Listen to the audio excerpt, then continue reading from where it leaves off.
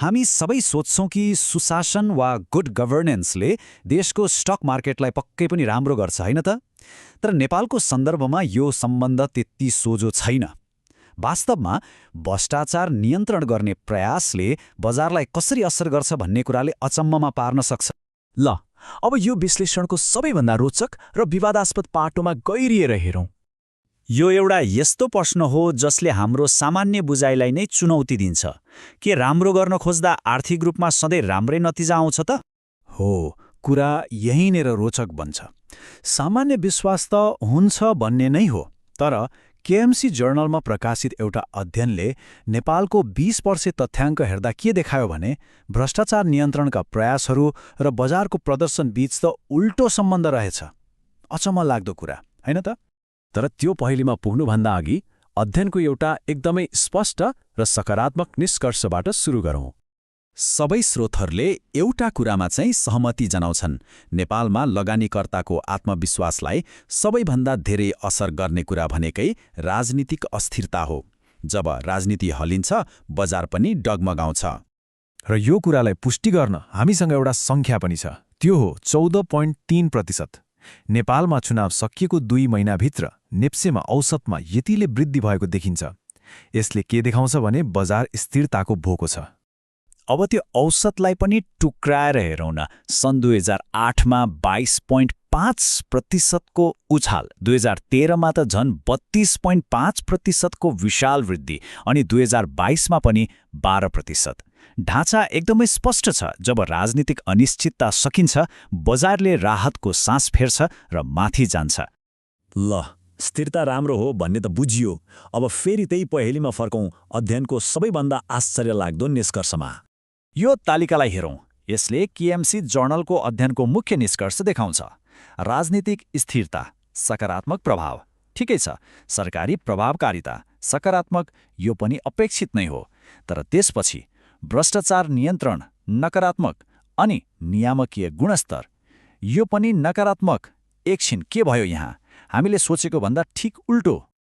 त्यसो भए अब मुख्य प्रश्न उठ्छ, किन भ्रष्टाचार नियन्त्रण र राम्रो नियमन जस्ता असल प्रयासहरूले वास्तवमा बजारलाई किन हानि पुर्याउन सक्छ? यो त हामीले सोचेको भन्दा बिल्कुलै उल्टो भयो। यसका केही सम्भावित कारणहरू छन्। सोच्नुस् त, जब तपाईँ कुनै ठाउँ सफा गर्न थाल्नुहुन्छ, पहिले लुकेका फोहोरहरू बाहिर निस्किन्छन्, होइन?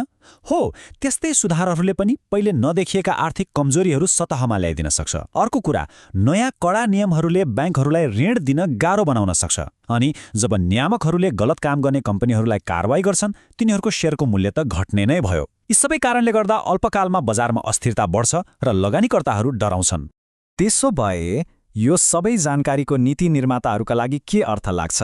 उनीहरूले यो जटिल अवस्थालाई कसरी सम्हाल्ने? यो त साँच्चै एउटा डोरीमा हिँड्नु जस्तै हो, जहाँ सन्तुलन मिलाउनु एकदमै जरुरी छ।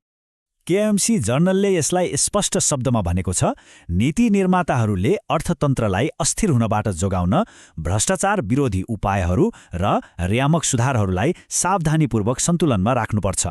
यहाँ मुख्य शब्द हो सन्तुलन। के गरिन्छ भन्ने भन्दा पनि कसरी गरिन्छ भन्ने कुराले धेरै फरक पार्छ। त्यसैले यो एक सन्तुलनको खेल हो। एकातिर राजनीतिक स्थिरता छ जसले बजारलाई स्पष्ट रूपमा फाइदा गर्छ, अर्कोतिर भ्रष्टाचार नियन्त्रण जस्ता आवश्यक सुधारहरू छन्। तर मुख्य कुरा के हो भने यी सुधारहरूलाई लागू कसरी गर्ने? पहिलो, संवादबाट स्थिरता कायम गर्ने। दोस्रो, सरकारी कामलाई पारदर्शी बनाउने।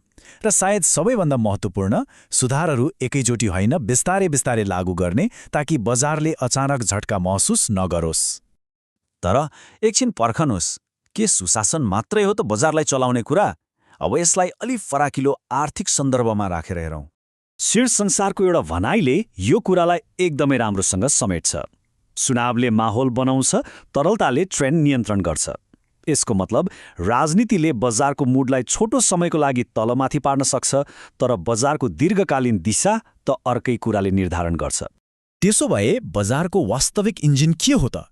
त्यो हो अर्थतन्त्रका आधारभूत कुराहरू, जस्तै बजारमा कति पैसा उपलब्ध छ जसलाई हामी तरलता भन्छौँ, ब्याजदर कति छ, र सबैभन्दा महत्त्वपूर्ण लगानीकर्ताहरूको मनोविज्ञान, जुन समाचार, हल्ला र अनुमानले निर्धारण गर्छ। बजारलाई वास्तवमा चलाउने तत्त्वहरू यी नै हुन्। र अन्तमा यो सबै विश्लेषणले हामीलाई एउटा महत्त्वपूर्ण प्रश्नमा ल्याएर छोड्छ। दिगो विकासको लागि नेपालको बजारले वास्तवमा के खोजिरहेको छ? एउटा नयाँ सरकार वा नयाँ पुँजी? के यो राजनीतिको बारेमा हो वा पैसाको? यो एउटा यस्तो प्रश्न हो जसमा सोच्न आवश्यक छ।